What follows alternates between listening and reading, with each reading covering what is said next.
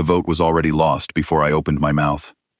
I knew it the moment I walked into the Grand Assembly Hall on Station Orithia and saw the way the delegates refused to look at me.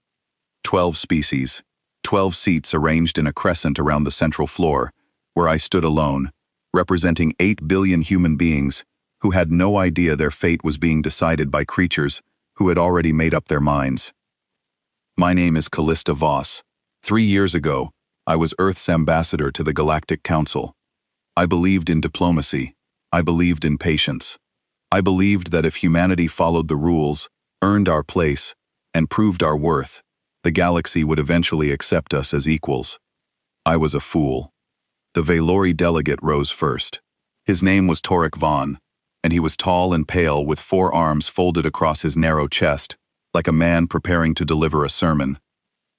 His species had controlled the council for 200 years, and every word he spoke carried the weight of that authority. "The motion before this assembly is simple," he said, his voice echoing through the chamber. "Earth has demonstrated a pattern of civilizational instability that poses a measurable risk to galactic order. We move for permanent revocation of membership." I had read the charges before the session. They had compiled a file on humanity that went back centuries. They cited our wars, our famines, our pollution, our capacity for cruelty. They pulled conflicts from eras when most of these species had not even achieved spaceflight and presented them as evidence of what we still were. They included an intelligence report that claimed Earth was secretly developing weapons in violation of Council disarmament treaties. I had seen the report. It was fabricated. I had the proof on a data chip in my pocket, and I intended to use it. But the thing about a rigged trial is that evidence does not matter. I presented my case for 40 minutes. I was calm. I was detailed. I dismantled their intelligence report piece by piece and showed the original data signatures that proved it had been altered by Valori operatives. I reminded them of what humanity had done as council members. I talked about the Drenali famine 3 years prior, when Earth sent 17 agricultural ships to feed 6 billion starving people, while the council debated jurisdiction. I talked about the Thesic plague, when our medical teams deployed to a quarantined world that no other species would approach. I talked about the Pillory border crisis, when human diplomats negotiated a ceasefire that saved 2 million lives. The Drenali delegate listened with her eyes closed. The Thesic delegate studied the floor. Neither of them interrupted. Neither of them looked at me. When I finished, Torek Vaughn did not bother to respond to my arguments. He simply called for the vote. 9 in favor of expulsion, 3 against. The 3 who voted to keep us were the Rethki, the Korvathi, and the Orin, species so minor in council politics that their votes were essentially decorative. The Drenali, whose people my species had fed, voted to throw us out. The Thesic, whose children our doctors had saved, did the same. I stood there in silence for a long time after the vote. The chamber was quiet. I think some of them expected me to shout, to threaten, to confirm every stereotype they had built about the unstable, emotional humans. I did not give them that satisfaction. "You will regret this," I said quietly, "not because we will punish you, but because one day you will need us, and we will not be here." I turned and walked out. My aide, Lucy Palmer, was waiting in the corridor. She was 26 years old, brilliant, and she had tears running down her face. "What do we do now?" she asked. I did not answer right away. I looked out through the observation window at the stars, at the vast emptiness between us and home, and I felt something shift inside me. It was not anger. Anger is hot and temporary. This was colder. This was permanent. "We go home," I said, "and we build." The shuttle ride back to Earth took 11 days. They gave us 30 standard cycles to vacate all council space. Our trade agreements were voided. Our technology sharing pacts were dissolved. The communication buoys we had placed in council territory went dark one by one, like candles being snuffed out. By the time we crossed into soul space, it was as if humanity had never been part of the galactic community at all. I spent most of the journey reading messages from Earth. The news had broken within hours of the vote, and the reaction was exactly what you would expect. Panic, outrage, fear, politicians scrambling to assign blame, economists projecting catastrophe. Pundits arguing on every screen about whether we should have fought harder, begged louder, or never joined the council in the first place. Lucy sat across from me in the shuttle's small common area, scrolling through the same feeds. "Half the planet wants to apologize and ask for readmission," she said. "The other half wants to declare war." "Neither option is useful," I said. "Then what is?" I had been thinking about that question for 11 days, turning it over in my mind like a stone. The council had taken everything from us. Our trade routes, our access to alien technology, our standing in the galaxy. They expected us to wither. They expected us to come crawling back within a year, desperate and diminished, ready to accept whatever scraps they offered. But they had made a mistake. They had studied our wars, our famines, our worst moments, and they had concluded that these things made us weak. They never understood that these were the things that made us strong. Every disaster in human history had taught us the same lesson. When everything falls apart, you rebuild. When you have nothing, you make something from nothing. When someone tells you that you do not belong, you build your own house. I arrived on Earth and went straight to a closed-door meeting with Secretary General Edward Grant and the Joint Chiefs of Staff. The room was tense. Grant was a tall man with gray hair and steady hands, and he had the look of someone who had not slept in days. "Ambassador Voss," he said, "is there any possibility of reconciliation?" "No," I said. "They did not just close the door. They welded it shut." "Then what do you recommend?" I had prepared a proposal during the journey. I laid it out in plain terms. No jargon, no diplomacy, just the truth. "We stop looking backward," I said. "We stop trying to fit into their system. We build our own. Not just a fleet, not just a defense force, an empire, our own trade routes, our own colonies, our own alliances. We take every resource in this solar system that we have been too cautious to touch because the Council told us to wait, and we use it. We open our doors to every species the Council has abandoned, exploited, or ignored. We become the alternative." Grant studied me for a long moment. "That is not a small undertaking." "No," I agreed. "It is not." He looked around the room at the generals and admirals. Then he looked back at me. "How long do you need?" "Give me 3 years," I said, "and you will not recognize what we have become." That night, the Sol Expansion Authority was founded. I was appointed to lead it. The announcement went out at midnight, and by morning, every shipyard on Earth and in orbit was receiving new orders. I stood at the window of my new office in Geneva and watched the sun come up over the mountains. Somewhere out there, beyond the light of our star, the Galactic Council was celebrating our removal.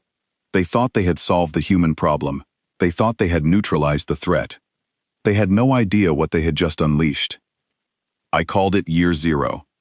Not because everything that came before did not matter, but because everything that came after would be measured from this point. The day the Council threw us out was the day humanity stopped asking for permission and started building without limits. The first 6 months were brutal. I will not pretend otherwise. When you rip a planet out of an interstellar trade network overnight, the consequences are immediate and painful. Supplies of rare elements that we had imported from Council worlds dried up within weeks. Factories that depended on alien-sourced materials shut down. Unemployment surged. The markets convulsed. There were protests in 12 major cities, and half the world's governments were screaming at each other about whose fault this was. I ignored all of it, not because I did not care, but because I could not afford to be distracted by problems that would solve themselves once the real work began. The Sol Expansion Authority operated out of a converted military command center in Geneva, and within the first month, I had assembled a team of 400 people who shared one belief: that Earth's survival depended not on looking back at what we had lost, but on building something the galaxy had never seen. The plan had 3 pillars, and I drove each one forward simultaneously because we did not have the luxury of patience. The first pillar was resource independence. For 9 years as Council members, we had been told to limit our mining operations in the solar system. The asteroid belt was environmentally sensitive. Europa's subsurface oceans were protected under interstellar conservation law. Titan's hydrocarbon reserves were to be preserved for future study. We had obeyed every restriction, because we believed that following the rules would earn us respect. It earned us nothing. I signed executive orders authorizing full-scale extraction across the solar system within my first week. Asteroid mining platforms that had been sitting in blueprints for a decade were approved overnight. We sent drilling teams to Europa. We deployed atmospheric processors to Titan. The resources we needed were right here in our own backyard, and the only reason we had not touched them was because aliens who did not even live in our system told us not to. Philip Hale, my intelligence director, came to me at the end of the second month with a projection model. He was a quiet man who spoke in numbers rather than emotions, and the numbers he showed me were encouraging. If we maintain current extraction rates, he said, we achieve material self-sufficiency within 14 months. If we accelerate, we can cut that to 9. Accelerate, I said. The second pillar was fleet construction, not warships. I was very specific about this in the early months. The Council expected us to build weapons. They expected us to lash out, to confirm their narrative about violent, unstable humans. I refused to give them that story. Instead, we built exploration and colonization vessels, ships designed to carry people, supplies, and infrastructure to worlds beyond Council space. Fast ships, modular ships, ships that could sustain a colony of 5,000 people for years without resupply. Grace Whitfield ran the Kepler shipyard in Mars orbit, and she was the finest engineer I had ever met. She was 60 years old with calloused hands and a vocabulary that could strip paint, and she turned that shipyard from a maintenance facility into a production line in 4 months. I visited her in the third month and walked through the skeleton of the first colony ship, a vessel she had named the Providence. How long until she flies? I asked. Grace wiped grease from her forehead and looked at the ship the way a mother looks at a child. 6 months, if you stop asking me that question and let me work. I let her work. The third pillar was the one that changed everything, and it was the one I was most uncertain about. I called it the open door. The idea was simple. We broadcast a message on every frequency we could reach, in every language we could translate, aimed at every corner of the galaxy that our signals could touch. The message said this: if the Council has abandoned you, Earth will not. If you have been sanctioned, exploited, forgotten, or expelled, come to Sol space. No entry requirements, no species quotas, no loyalty tests, just a willingness to contribute and cooperate. We would share what we had, and you would share what you knew, and together, we would build something better than what either of us could build alone. My advisors thought I had lost my mind. Lucy Palmer, who had by now become my chief of staff, told me directly that broadcasting an open invitation to the galaxy was either the bravest or the most reckless thing she had ever seen. Probably both, I admitted. The response was silence for weeks, then months.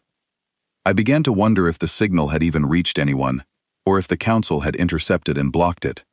Philip told me that Valori signal jamming technology was sophisticated enough to suppress transmissions across multiple sectors.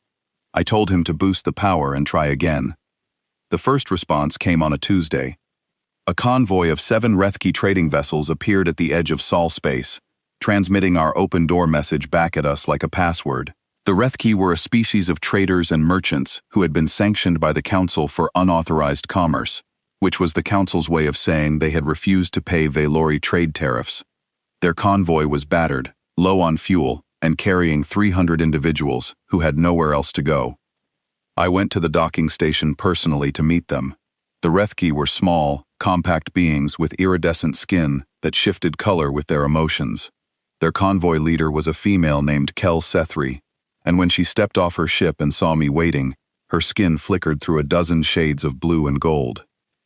"You are the one who sent the message?" she asked. "I am." We did not believe it was real. No species has ever opened its borders to strangers without conditions. "We are not any species," I said. "We are humans. Welcome to Sol." Within a week, a Thessic medical frigate arrived, carrying 200 refugees, doctors and nurses and patients fleeing a world the Council had quarantined and then forgotten. Behind them came a Pilari science vessel with 40 researchers whose funding had been cut when the Council decided their work was non-essential. Then a Korvathi transport, then another Rethke convoy, Then ships from species I had never heard of, species so small and so marginal that the Council had not even bothered to formally expel them. They had simply been ignored until they stopped existing in the political sense. They came to Earth not because we were powerful. We were not. They came because we answered. I set up processing centers in Earth orbit and on the lunar surface. Every arrival was given medical attention, temporary housing, and a simple question: what can you do, and how can we help you do it? The Rethki knew trade networks and supply chain logistics that made our best economists look like students. The Thesic had medical knowledge that advanced our pharmaceutical capabilities by decades. The Pillory brought quantum research that our physicists had been struggling toward for years. We were not just giving these species shelter, we were building something together that none of us could have built alone. By the end of Year Zero, Sol Space had become home to 12 alien species, and the population of our orbital stations had tripled. The first colony ship, the Providence, was nearing completion. Grace Whitfield sent me a photograph of the finished hull gleaming in the light of Mars, and I kept it on my desk for the rest of the year. On the anniversary of our expulsion, Philip Hale came to my office with an encrypted message that had been intercepted from a Valori intelligence channel. He handed me the decoded text without comment.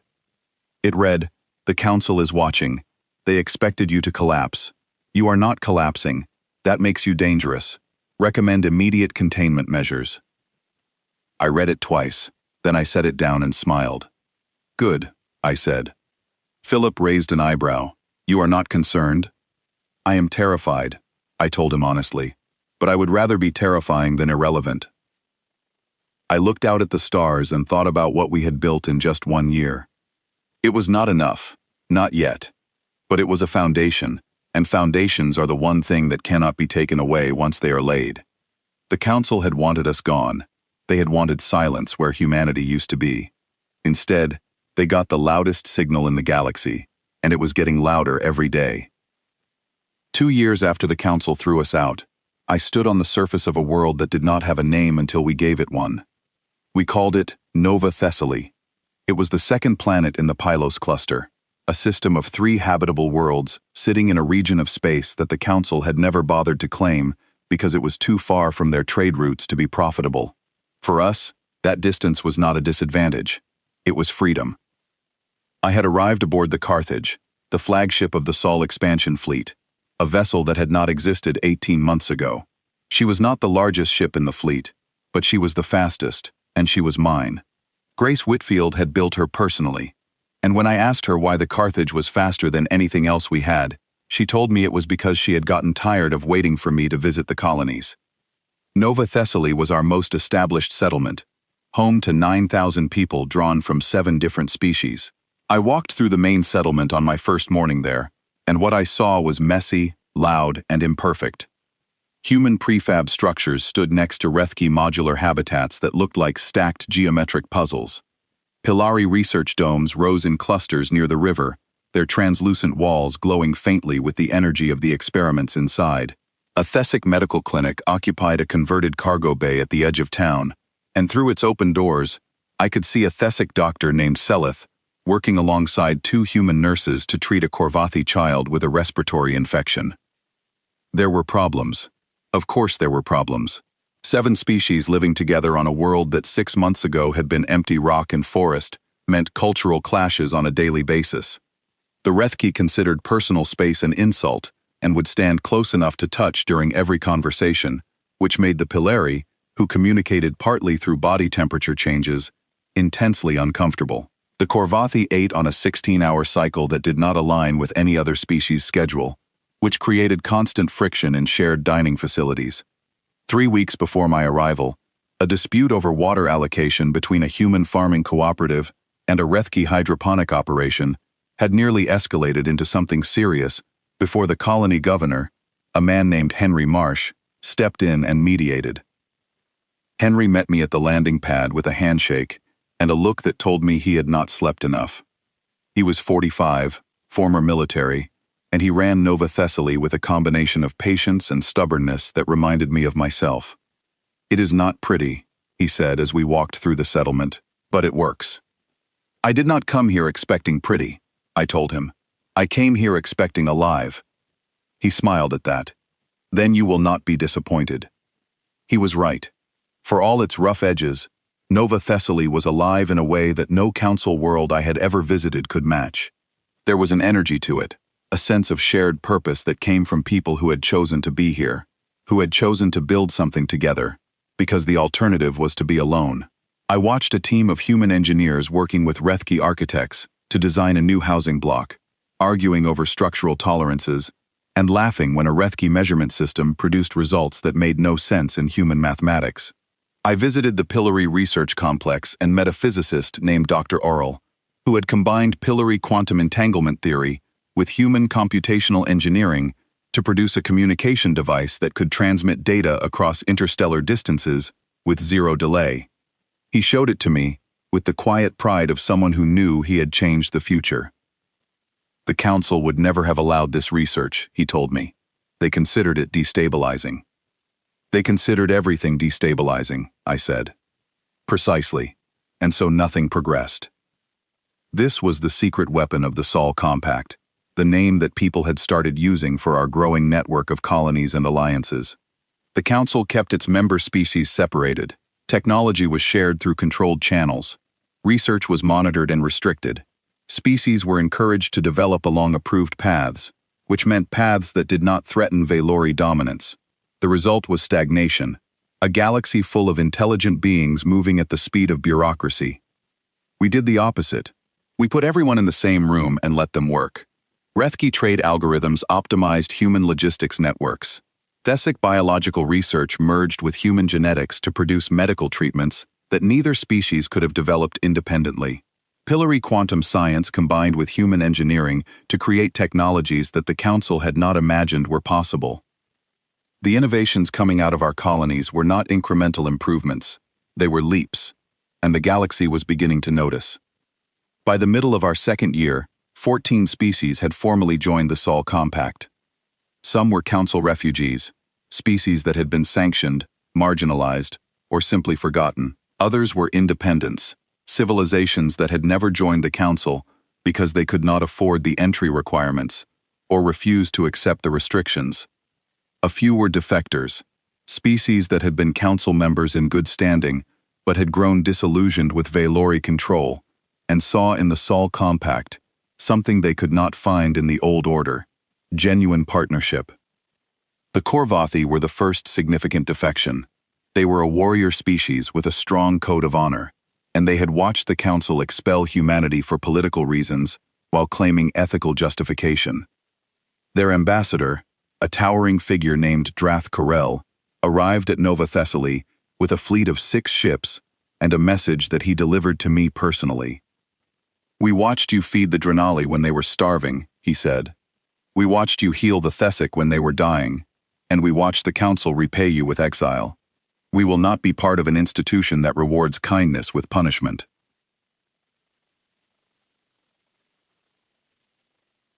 I accepted his pledge of membership and assigned his ships to the Colony Defense Patrol.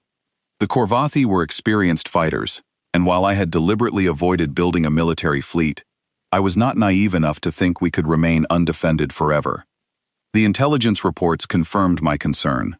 Philip Hale briefed me every week via encrypted channel from Sol, and the picture he painted was increasingly tense. The Council was alarmed. Our growth was faster than they had projected. Our technology was advancing beyond their models, and our open-door policy was siphoning species away from their sphere of influence at a rate that threatened the political balance they had maintained for centuries. The Valori hegemony was pushing for a formal economic blockade of Sol Compact space. They wanted to strangle our trade routes, cut off our access to resources beyond our borders, and force our new member species to choose between the Compact and the Council. Some Council members resisted the proposal. The 3 species that had voted against our expulsion, the Rethke, the Korvathi, and the Orin, were now openly questioning Council leadership, and their dissent was emboldening others. The galaxy was fracturing, and we were the fault line. I spent a night alone in my quarters on Nova Thessaly, unable to sleep. I pulled up a recording I had saved on my personal device, a recording I had watched many times in the past 2 years. It was the footage of my expulsion hearing, The 40 minutes I had spent standing on the assembly floor, arguing for humanity's right to exist in the galactic community. I watched myself speak. I watched the passion, the precision, the desperate hope that reason could prevail over politics. I watched myself believe that if I said the right words, showed the right evidence, made the right case, they would listen. They never intended to listen. I barely recognized the woman in that recording. She had wanted to belong. She had wanted to be accepted. She had wanted the galaxy to see humanity as worthy. I did not want any of those things anymore. I wanted to build. The next morning, I received 2 messages.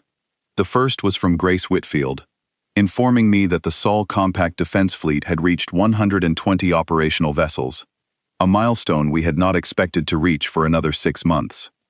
The second was from Philip Hale, marked urgent. A Valori battle group had been detected moving toward the Pylos cluster, 40 warships in standard assault formation, broadcasting no diplomatic codes and maintaining communication silence. They were not coming to talk. I sat in the command chair of the Carthage and felt the old coldness settle into my chest, the same sensation I had felt on the day of the vote. Not anger, not fear, something harder. All stations, I said quietly, battle readiness. Lucy Palmer looked at me from across the bridge. Do you think they will actually engage? I thought about it for a moment. The Valori had spent 2 years watching us grow. They had tried economic pressure. They had tried political isolation. None of it had worked. We were stronger now than we had been when they expelled us. And we were getting stronger every day. Yes, I said. I think they are done watching. The blockade was already in place when we received the formal communication. 40 Valori warships arranged in a containment formation around the 3 habitable worlds of the Pylos cluster, cutting off every supply route and communication channel to our colonies. They had moved into position during a 12-hour window when our long-range sensor network was cycling through a scheduled maintenance rotation, which meant they had either intercepted our maintenance schedules or they had an intelligence source inside the compact. Neither possibility was comforting. The Valori commander identified himself as Fleet Admiral Korath Sen. He transmitted a single message on an open channel, meaning he wanted not only us but the entire galaxy to hear it. By authority of the Galactic Council, the Valori hegemony hereby declares the Pylos cluster to be in violation of interstellar territorial sovereignty. All unauthorized settlements are to be dismantled within 30 standard cycles. All non-human species currently residing in Sol Compact territory are ordered to return to Council space for processing. The entity known as the Sol Expansion Authority is to submit to formal review and re-evaluation by the Council. Failure to comply will be interpreted as an act of aggression. I listened to the message 3 times. Then I called my senior staff to the Carthage's war room. The room was tense. Lucy Palmer, Philip Hale, Simon Drake, who commanded our 2nd Battle Squadron, Catherine Shaw, who ran medical operations across the colonies, and Henry Marsh, who had come up from Nova Thessaly's surface in a shuttle the moment the blockade was confirmed. Their faces told me what they were thinking. We had known this day was coming. We had prepared for it. But preparation and reality are not the same thing. Options, I said. Philip spoke first. Their fleet consists of 40 capital ships, predominantly Sentinel-class cruisers. Heavy armor, long-range plasma batteries, standard Valori doctrine. They are designed for sustained bombardment, not precision engagement. Our fleet? I asked. 120 combat-ready vessels currently deployed across the compact. 67 are within response range of the Pylos cluster. The remainder are distributed among our other colony systems. Simon Drake leaned forward. He was a sharp man with a shaved head and steady hands, and he had spent 20 years in the Earth Navy before I recruited him for the compact. We have numbers, but not firepower. Ship for ship, a Valori Sentinel class outguns anything we have. They know this. That formation is designed to force a direct engagement where their superior armament gives them the advantage. Then we do not give them a direct engagement, I said. I had not spent 2 years building this fleet without thinking about this moment. The Valori expected us to fight the way the Council fought. Massed formations, overwhelming force, attrition warfare. They had been fighting that way for centuries. and they were very good at it. But our fleet was not built by one species. It was built by 14. The ships that Grace Whitfield and her team had constructed over the past 2 years were hybrids in the truest sense. Rethke propulsion systems gave them speed that Valori sensors could barely track. Pilari shielding technology allowed them to absorb energy weapon impacts that would have crippled a conventional vessel. Korvathi tactical programming, drawn from a warrior culture with 6,000 years of combat experience, ran through their targeting computers, and human engineering tied it all together into platforms that were fast, tough, and precise. I outlined the plan. Simon Drake would take 40 ships in a wide flanking arc around the Valori formation, using the gravitational shadow of Pylos 3 to mask his approach. Catherine Shaw would position our medical ships behind the engagement zone, because I intended for there to be casualties, and I intended for us to treat them, including Valori casualties. Henry Marsh would coordinate groundside defenses on Nova Thessaly in case any Valori ships broke through. And the remaining 27 combat ships? Philip asked. I will take them straight up the middle, I said. The room went quiet. You want to charge 40 Valori warships with 27 vessels, Simon said slowly. I want to hold their attention while you take their flanks apart, I corrected. They will focus their entire formation on the direct threat, because that is what their doctrine demands. By the time they realize the real attack is coming from behind, it will be too late. Lucy Palmer looked at me with an expression I had come to recognize over 3 years. It was the expression she wore when she thought I was either brilliant or insane, and had not yet decided which. What about their demand? She asked. They want a response. They will get one. I walked to the communication console and opened a channel. Not a private channel. Not an encrypted channel. An open broadcast on every frequency we could reach, aimed at every receiver in the sector. I wanted the Valori to hear this. I wanted the Council to hear it. I wanted every species in the galaxy to hear it. This is Admiral Callista Voss of the Sol Compact, responding to Fleet Admiral Korath Sen of the Valori hegemony. We did not leave the Council. The Council expelled us. We did not invade these worlds.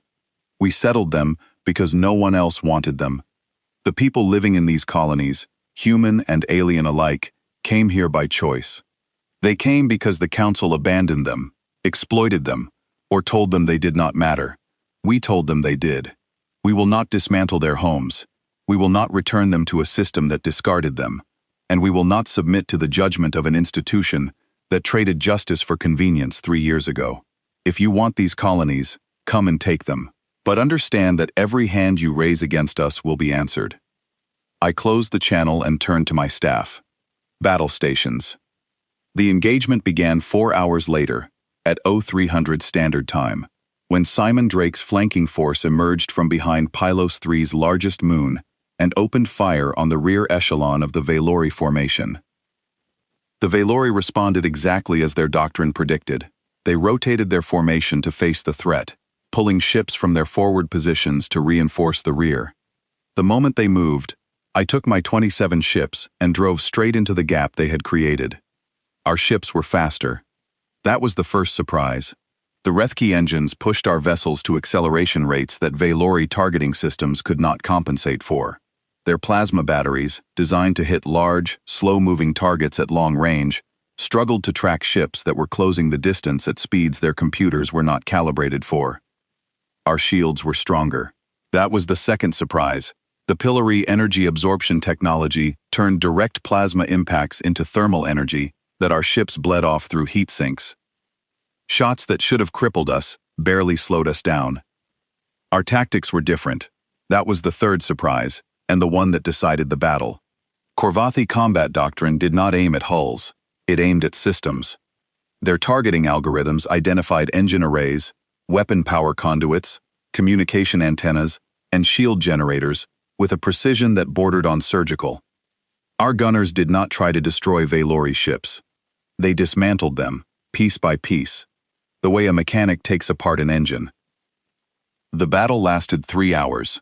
When it was over, 31 Valori warships were adrift, their engines disabled, their weapons offline, their hulls intact. 9 had retreated to the edge of the system, damaged but functional. broadcasting emergency signals. We had lost 4 ships. 11 more had sustained damage ranging from moderate to severe. Not a single Valori crew member was killed. I had given explicit orders before the engagement, and I had repeated them 3 times to make sure every captain in the fleet understood. Disable, do not destroy. Cripple, do not kill. We were not going to win this fight by being better at violence. We were going to win it by being better than violence. When the last Valori ship stopped firing, I ordered Catherine Shaw to deploy our medical fleet. 12 ships carrying doctors and medical equipment from 6 different species moved into the debris field and began docking with crippled Valori vessels. They treated burns. They stabilized hull breaches. They brought food and water to crews whose supply systems had been knocked offline. Korath Sen, the Valori fleet admiral, contacted me from his damaged flagship. His face on the screen was bruised, and his uniform was torn, and his expression was something I had never seen on a Valori face before. It was confusion. "Why are you helping us?" he asked. "Because someone has to," I said.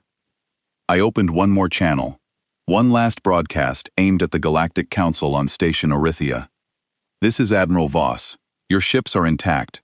Your people are alive. Your wounded are being treated by our doctors. We could have destroyed this fleet. We chose not to. That is the difference between your empire and ours. You banished us because you thought we were dangerous. You were right, but not in the way you imagined." The aftermath was louder than the battle itself. Within 48 hours, 3 more species formally requested Sol Compact membership. Within a week, the Drenali, the same species that had voted to expel us, withdrew from the Galactic Council entirely.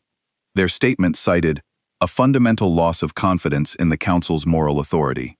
The Korvathi withdrawal followed 2 days later. Then 2 species I had never dealt with, the Orin and a species called the Velesi, announced they were suspending their Council participation pending review.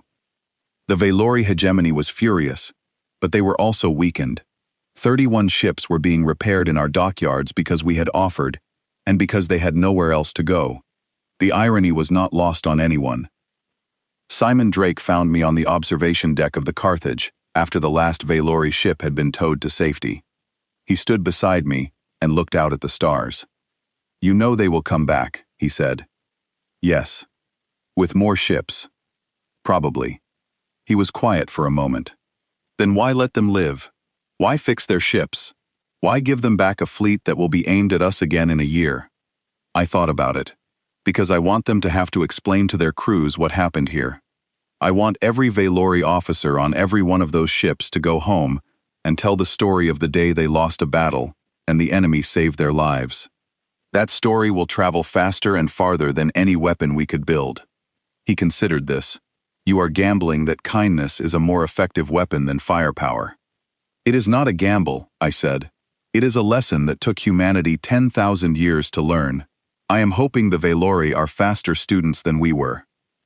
A priority message arrived the next morning. It came from the Orin Secretary General, the administrative head of the Galactic Council. Not the Valori, not a military commander, the actual bureaucratic leader of the institution that had expelled us. The message was 4 words: "We need to talk." I read it and set it down and stared at the ceiling of my quarters for a long time. 3 years ago, I had stood on the assembly floor and begged them to listen. They had refused. Now they were asking for a meeting. I thought about refusing. The temptation was real. Let them wait. Let them experience what it felt like to reach out and be ignored. Let them stand in the silence they had created and understand what it meant. But that was not who we were. That was not what I had built. I picked up the message and wrote a reply. Name the time and place. Station Orithia had not changed. The corridors were the same polished stone. The lighting was the same amber glow designed to be comfortable for the maximum number of species.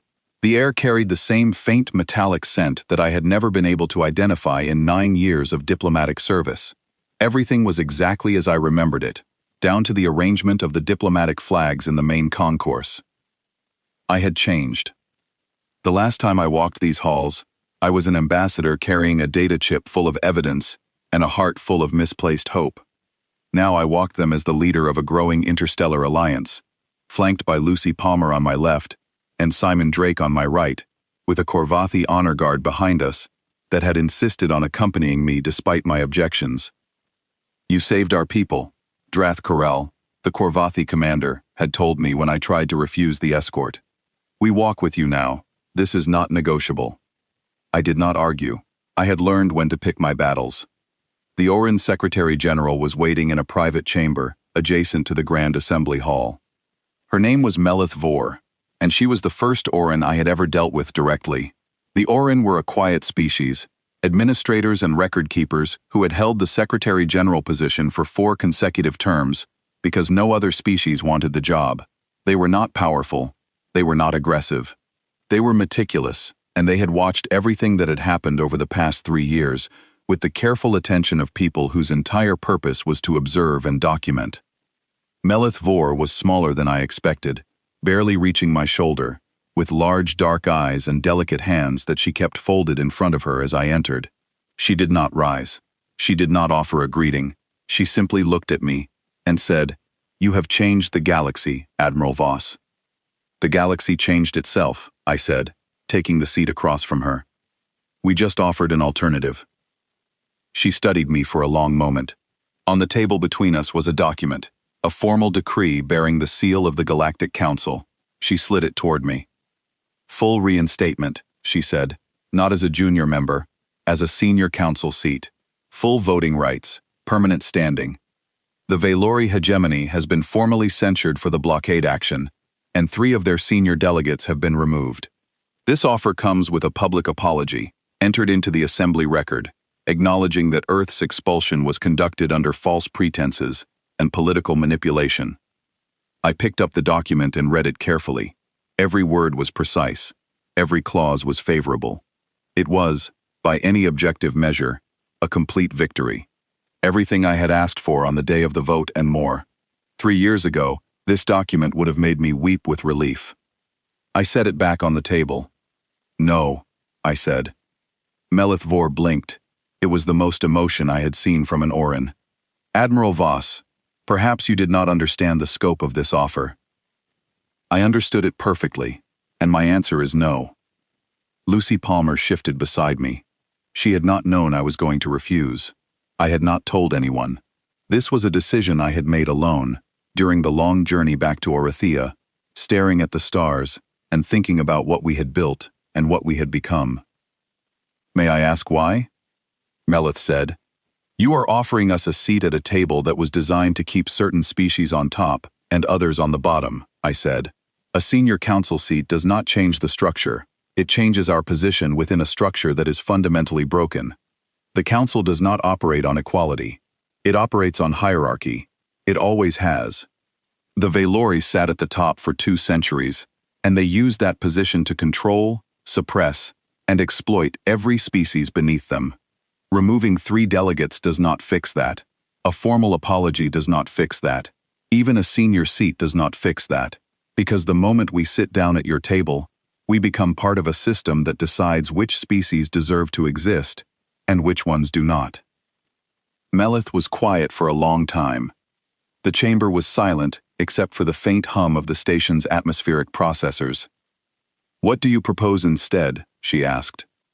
I reached into my jacket and produced a document of my own. It was not as polished as the Council's decree. It did not have an official seal. It had been drafted over the past 6 months by a committee of representatives from 22 species, human and alien alike, and it had been revised 47 times before everyone agreed on the language. I placed it on the table between us, the Sol Compact Charter. Melith picked it up and began reading. I watched her eyes move across the text, and I saw the moment when she understood what she was looking at. "No hierarchy of species," I said. "No senior seats. No permanent leadership positions. Governance based on contribution and rotating representation. Every species gets an equal voice. Every species has the right to join and the right to leave. Shared defense obligations. Open borders for trade, travel, and migration. Research collaboration without restriction. No species decides what another species is allowed to develop, study, or build." Melith continued reading. She turned pages slowly, carefully, the way someone handles a document they know is important. This would replace the council, she said. No, I said. It would be an alternative to the council. The council can continue to exist for any species that prefers its structure. We are not trying to destroy what you have built. We are offering something different for those who want it. And if the council cannot survive alongside this alternative. I met her eyes. Then perhaps the council was not as strong as it believed. She set the charter down and folded her hands again. The Valori will never accept this. They will see it as a direct threat to their authority. It is a direct threat to their authority, I agreed. But not to their survival. There is room in this charter for the Valori. There is room for every species. The only thing there is no room for is the idea that any one civilization has the right to sit above the others. Melith looked at the charter, then at the council's reinstatement offer, then at me. You could take the senior seat. You could have power within the existing system. You could change it from inside. That is what they told us when we first joined, I said. Follow the rules. Be patient. Earn your place. Change will come from within. We followed the rules for 9 years, and when they decided we were inconvenient, they voted us out in an afternoon. Change does not come from inside systems that are designed to prevent change. She was silent again. Then she asked a question that I had not expected, in a voice that was softer than anything I had heard from a council official. Is there room for us, for the Orin? I felt something shift in my chest. Not the cold hardness that had sustained me through 3 years of building and fighting and refusing to break. Something warmer. Something I had almost forgotten. Especially for you, I said. Melith Vor picked up the Sol Compact Charter and held it for a moment. Then she set it down, reached across the table, and placed her hand over mine. It was a gesture I later learned was the Orin equivalent of a binding oath. I will bring this to the assembly, she said. I cannot promise what they will decide. I am not asking for promises, I said. I am asking for a chance. She nodded. You will have it. I left Station Orithia that afternoon. As our ship pulled away from the docking clamps, I stood at the observation window and watched the station shrink against the backdrop of stars. Lucy Palmer stood beside me. Do you think they will accept? She asked. Some of them will, I said. Not all, not immediately, but enough. She was quiet for a moment. And if the Valori decide to fight again, then we will do what we did before. We will win, and then we will help them stand back up, as many times as it takes. She shook her head slowly. Most people would call that naive. Most people have not built an empire out of nothing in 3 years. Over the following months, I watched the galaxy rearrange itself. It did not happen overnight. Institutions that have existed for centuries do not dissolve in a day, but they hollowed out, slowly at first and then faster, like a tree that looks solid until you realize the roots have been dying for years. 9 of the 12 original council species joined the Sol Compact within the first year after our meeting on Orithia. Some came eagerly, some came reluctantly. Some came because their populations demanded it after the story of the Pylos blockade spread to every corner of the galaxy, the story of a fleet that won a battle and then saved the enemy. The Drenali were among the first. Their ambassador came to Nova Thessaly and stood before me with the same expression of shame that I had seen on the Thessic delegate's face during the vote 3 years earlier. She began to apologize for her species' vote to expel us, but I stopped her. We are not interested in apologies, I said. We are interested in what you can build. The Thessic followed. Then the Polari, who had been quietly collaborating with us for 2 years anyway.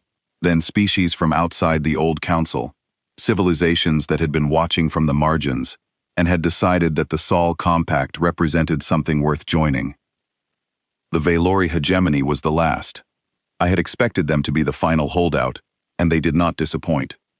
For 8 months after the charter was published, they maintained their position that the Sol Compact was an illegal entity and that the Council was the only legitimate governing body in the galaxy. But their position grew harder to maintain as their allies left. Their trade networks shifted, and their own citizens began asking why their government was clinging to an empty institution while the rest of the galaxy moved forward. The Valori envoy arrived at Nova Thessaly on a gray morning. He was young for a Valori, and he carried himself with the stiff formality of someone following orders he did not entirely disagree with. He presented his credentials, requested formal membership in the Sol Compact, and then stood in silence waiting for my response. I thought about Torek Vaughn, the Valori delegate who had called for our expulsion. I thought about Korath Sen, the fleet admiral who had blockaded our colonies. I thought about every insult, every manipulation, every moment of calculated cruelty that the Valori hegemony had directed at humanity over the past 3 years. Then I thought about what we had built. Not a weapon, not a threat, not an empire built on domination, a community built on the radical idea that every species had something to offer, and every species deserved a seat at the table. "Welcome," I said.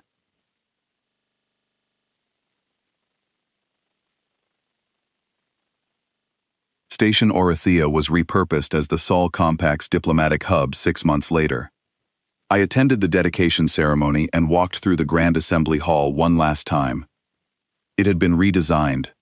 The old crescent arrangement of seats, with its hierarchy of positions, its senior chairs elevated above the junior ones, was gone. In its place was a circular table, every seat the same height, every position equal. No head of the table, because there was no head. I ran my fingers along the surface of the table and felt the weight of everything it represented. 3 years of work. 3 years of building, fighting, hoping, refusing to break. 3 years of being told we did not belong, and answering by building a place where everyone belonged. Lucy Palmer found me there, standing alone in the empty chamber. She had been with me since the beginning, since the day of the vote, since the shuttle ride home when I had not known what to say. She was 30 now, and she had grown into one of the most capable leaders I had ever known. "The delegates are arriving," she said. 26 species confirmed for the first full session. 26. When we started, it had been just us, just humanity, alone and expelled, with nothing but stubbornness and a signal broadcast into the dark. "I will be there in a moment," I said. She nodded and left. I stood in the silence and thought about the woman I had been 3 years ago, the ambassador who had believed that if she followed the rules, the galaxy would be fair. She had been wrong about the galaxy, but she had been right about something else, something she did not understand at the time. She had been right that humanity had something to offer, not our technology, not our military strength, not our resources, something simpler and more powerful than any of those things. The stubborn, irrational, absolutely unshakable belief that when someone slams the door in your face, the correct response is not to beg for re-entry, it is to build a house so large, so warm, so welcoming, that one day, the people who shut you out come knocking on your door. And when they do, you open it. I straightened my jacket, took a breath, and walked into the assembly chamber. The table was filling up, 26 species, 26 voices, 26 civilizations that had chosen to sit together as equals, not because anyone forced them, but because someone had shown them it was possible. I took my seat, the same height as every other, the same size as every other, no title above the chair, no rank, no hierarchy. Lucy caught my eye from across the table and smiled. I smiled back. And then we got to work.